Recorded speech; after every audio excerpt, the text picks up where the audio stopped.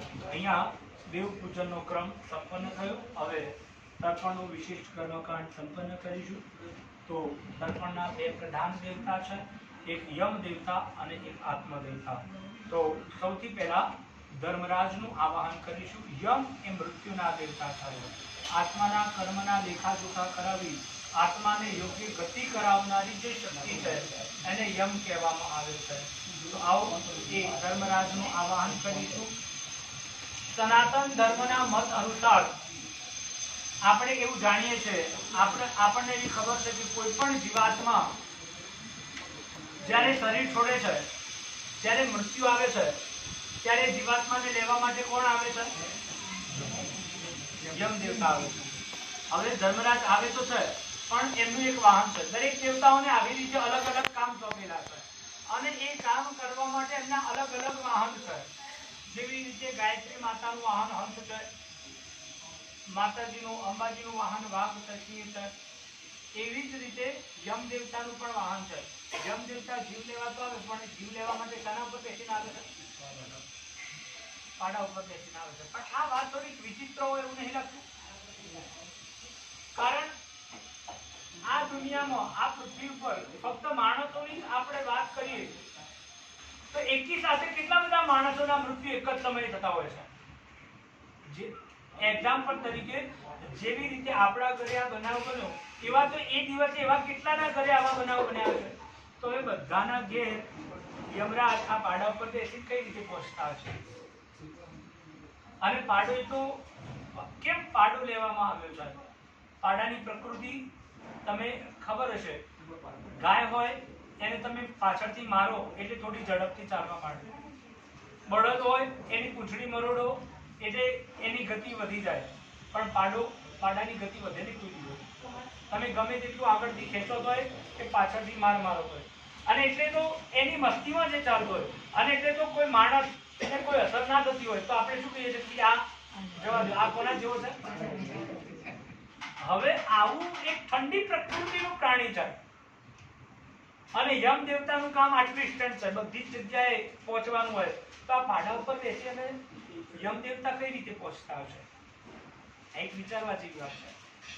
આવું બધું સાંભળીએ એટલે આપણને એવું થાય કે સારું આપણા બધા શાસ્ત્રો છે ખોટા છે। ના, આપણા વડવાઓ આપણા કરતા અતિ માનસ બુદ્ધિવાળા હતા, એમની પ્રજ્ઞા જાગૃત હતી, એટલે એ ખોટું તો ના લખીને ગયા હોય। હા, પણ આ જે વાત બતાવી છે કે ભાઈ કોઈ પણ જીવને લેવા માટે યમરાજ આવે એ પ્રતિકાત્મક છે, એ રૂપક બનાવેલું છે।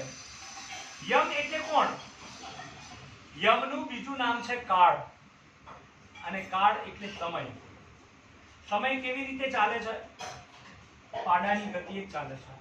સમય કોઈના માટે વહેલો નથી આવતો, ઝડપથી નથી ચાલતો, કે કોઈના માટે મોડો નથી ચાલતો। ઉદાહરણ તરીકે કોઈ માજી કે કોઈ દાદા ઘણા વર્ષોથી પેરાલિસિસ થઈ ગયો હોય, કંટાળી ગયા હોય પોતાના જીવનથી, અને ભગવાનને પ્રાર્થના કરે, પ્રભુ હવે તો હું મારા શારીરિક દુઃખથી કે મારી તકલીફોથી તો હું ઘણો બધો દુઃખી છું, હવે હું કંટાળ્યો છું, મને જલ્દી ઉપર લઈ જાઓ।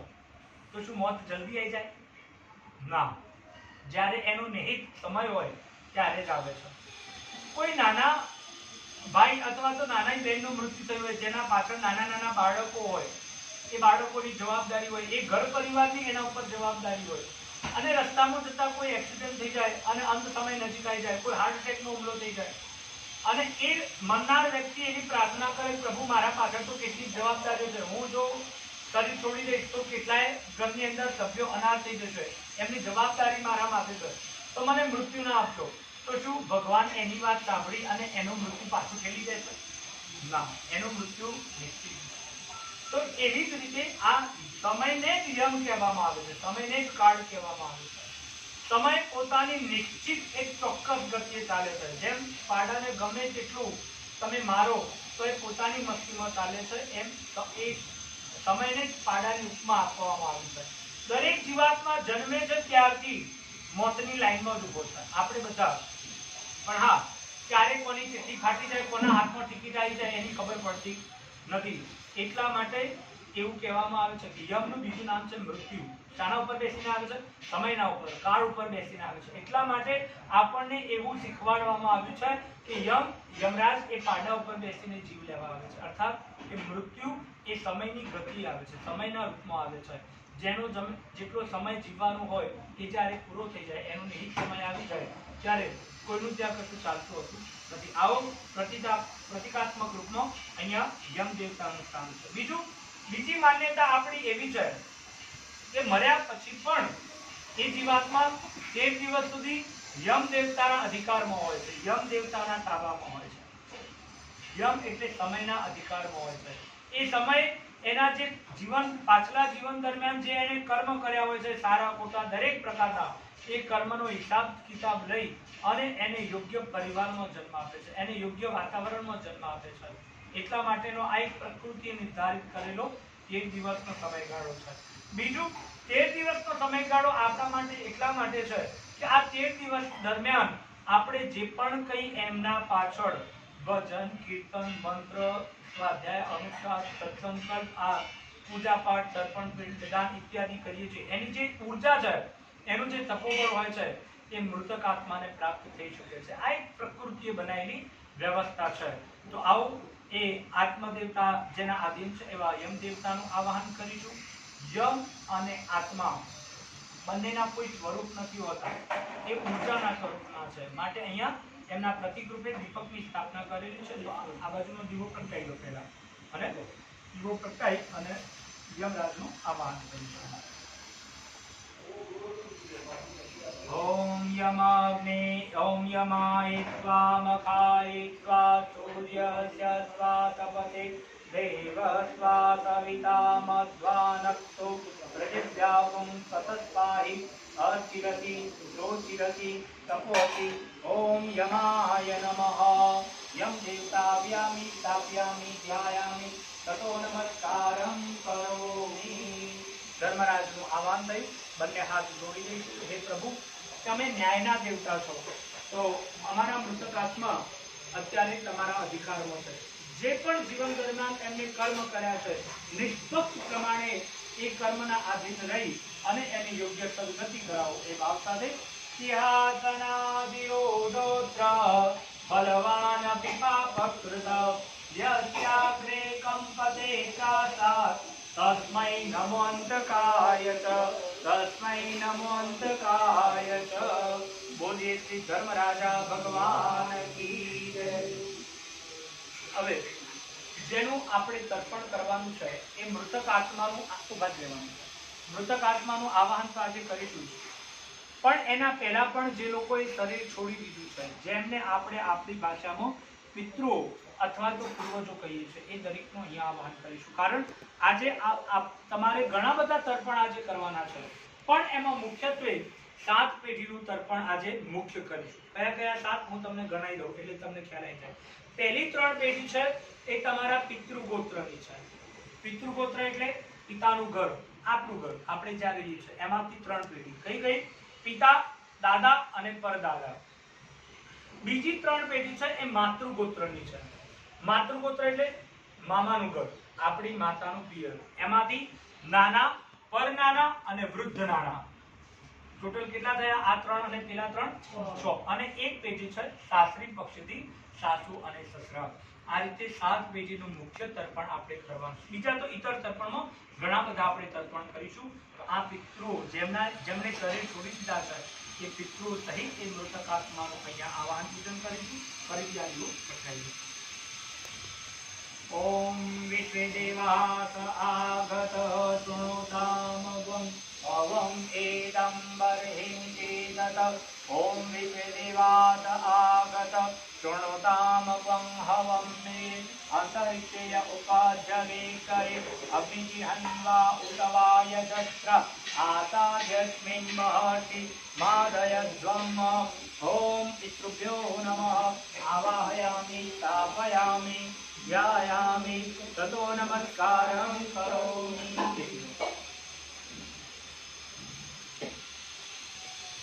જેવી રીતે દેવતાઓનું તમે ષોડશોપચાર પૂજા કરી હતી, એવી જ રીતે અહીંયા પિતૃઓનું તમારે પંચોપચાર પૂજન કરવાનું છે. તો ફૂલ, ચોખા, સાકર અને તિલક તમારા હાથમાં છે. ભાવ કરીશું, પ્રાર્થના કરીશું. હે પિતૃ આત્માઓ, અમે આ પંચોપચાર પૂજન આપને સમર્પિત કરી રહ્યા છે, એનો સ્વીકાર કરી તૃપ્ત થાઓ. ઓમ સર્વેભ્યો પિતૃભ્યો નમઃ. જલમ ગંધાક્ષતમ પુષ્પાણિ ધૂપમ દીપમ નૈવેદ્યમ સમર્પયામિ. સર્વોપચારાર્થે શકલોપચારાર્થે પંચોપચાર સંપૂજયિત. બંને હાથ જોડી નમસ્કાર કરી લો. ઓમ આગચ્છન્તો મહાભાગા વિશ્વે દેવા મહાબલા ये તર્પણેત્ર વિહિતા સાવધાના ભવન્તુ તે. હવે પેલી ચિત્રંજી છે ને એ પાછળ વાળી દો. તમારે એ બાજુના મોઢે પેલા બે ટોકન આપી દો. ટોકનની ડોલ દે લો કે લો ફોન લઈ લે ડોલ લાવ. હા ડોલ આવી ગયો. હવે એક ટોકન તમારા ખોડા આગળ મૂકી દો. મામા પાછા દેવું પડશે. એટલે ફરવાનું બી સારું વિચાર. અને એક ટોકન એના આગળ મૂકી દો.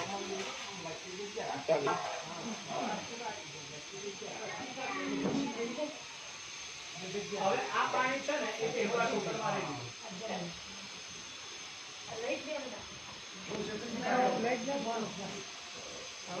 ચલો ભરી જાઓ. તે અમે ટીપાઈમાં બેસી જાઓ. તમે અમે ખુરશી બેસી જાઓ. હા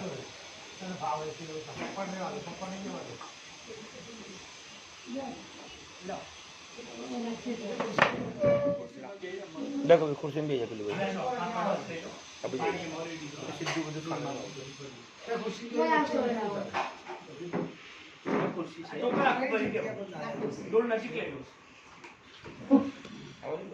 આવો ઊંચું ઊંચું કરી જાઉં કમ્પ્લેટ ભરી લો.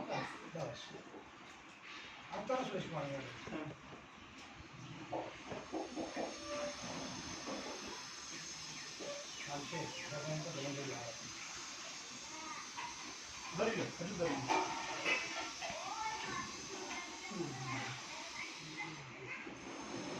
વાહ. હવે ડોલ રાખો એટલે થોડુંક ભરીને રાખે. લાવ એક કળશ આપી દો.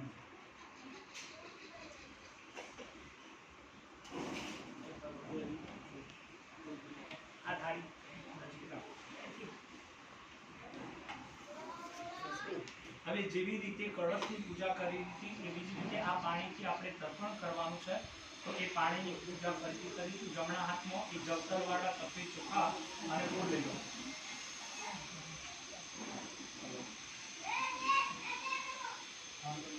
ઓમ તત્વયામિ બ્રહ્મણા વંદમાનઃ તદા સાક્ષે યજમાનો હવિર્વિ મહેરમાનો વરુણે અવો દુર્ષગં સમાન આયુ પ્રમોષી. ઓમ વરુણાય નમઃ. ચડાઈ દો અંદર. આવ્યામિ સ્થાપ્યામિ ધ્યાયામિ ગંધાક્ષતમ પુષ્પાણિ ધૂપમ દીપમ નૈવેદ્યમ સમર્પયામિ. હવે 3-4 ચમચી જેટલું દૂધ એમાં નાખી દો.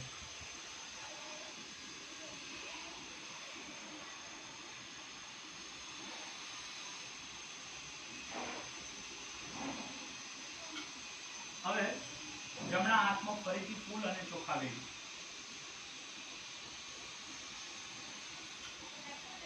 તર્પણના 6 ભાગ છે. પહેલું તર્પણ છે દેવ તર્પણ. તો આવો પ્રકૃતિના એ 25 તત્વો જેના તરફથી માનવ જીવન માટે કેટલાક ઋણ છે, જેની મદદથી માનવનું જીવન ટકેલું છે. નદીઓ, વૃક્ષો, પહાડ, પર્વતો, ઔષધિઓ, આ બધા સૂર્ય, ચંદ્ર, ગ્રહ, નક્ષત્ર, જેના લીધે માનવનું જીવન અસ્તિત્વમાં આવેલું છે, એવા પ્રકૃતિના આ 25 તત્વો છે. તો સૌથી પહેલા એ પ્રકૃતિના 25 તત્વો જેને આપણે દેવતાઓના રૂપમાં ઓળખીએ છીએ. તો આવો એ દેવ તર્પણ કરીશું. તો હવે અહીંથી જેમ બોલાવવામાં આવે એમ તમારે બોલવાનું છે. બોલો. ઓમ બ્રહ્મા બ્રહ્મા દયો દયો દેવા દેવા આગચ્છન્તુ આગચ્છન્તુ ગૃહણન્તુ એતાન એતાન જલાંજલિ. જલાંજલિ. ખાલી ટોકરમાં ચડાવી દો.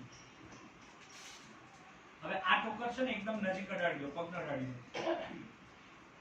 ખાલી ટોકરનો કોનો છે તેના ઉપર ચડાવી દો. હવે જો આ રીતે પાણી લેવાનું ખોબામાં એના ટોકરમાં આ રીતે આપવાનું, ખોબો ભેગો નહીં કરવાનો, આ રીતે ગુલાબ. ઓગળીઓના આગળના ભાગથી પાણી પડે, દેવતીર્થ મુદ્રા એને કહેવામાં આવે છે, એ રીતે પાણી આપવાનું. દાન કરવાનું. હવે વીંટીઓનો જે છેડા છે ને એ અંદરની સાઈડ કરી લો, ડાબી વીંટી અંદર ભેગી નાખો. ગોળ ફેરવી નાખો. જો હવે બે બાબતોનું ધ્યાન રાખવાનું, પાણી ટોકરથી ટોકરમાં પડે એ રીતે, નીચે ના ઢોળાય એનું ધ્યાન રાખવાનું. ખોબો નીચો રાખવાનો, પાણીના છાંટા બહાર ના ઉડે એનું ધ્યાન રાખવાનું. ક્યારે આપવાનું? તૃપ્યતામ બોલાય ત્યારે, વહેલા મોડા નહીં, આગળ પાછળ નહીં. તૃપ્યતામની સાથે તમારે પાણી આપવાનું છે, બરોબર? અને પાણી થોડું થોડું લેવાનું, થોડું થોડું આપવાનું. તમે જે ટોકરમાં પાણી ભર્યું છે એમાં બીજું ઉમેરવામાં નહીં આવે, એમાંથી લગભગ તમારે 100 થી 125 કુબા પાણી ભરવાનું છે. એટલે એ પ્રમાણે પાણી તમારે ચડાવવાનું. પાણી ખૂટશે તો વિધિ આપણી અધૂરી રહેશે, એ વાતનું બરાબર ધ્યાન રાખવાનું. ચલો ભરી લો, તૃપ્યતામની સાથે આપવાનું છે.